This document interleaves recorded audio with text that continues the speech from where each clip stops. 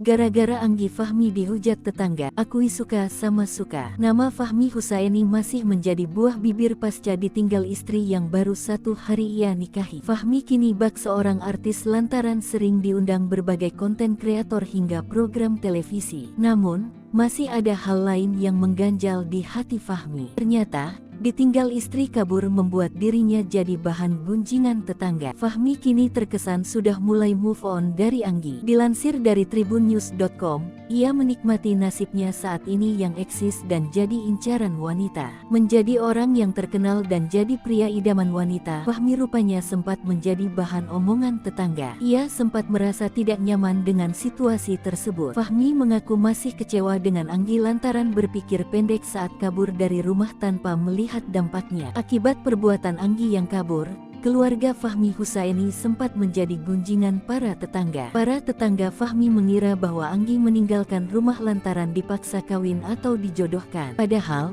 keduanya berpacaran dan memutuskan menikah tanpa adanya perjodohan dari orang tua. Alhasil, pemuda asal Kecamatan Rancabungur, Kabupaten Bogor itu kini enggan bertemu dengan Anggi. Ia lebih memilih jalan hidupnya sekarang yang penuh dengan sorotan kamera.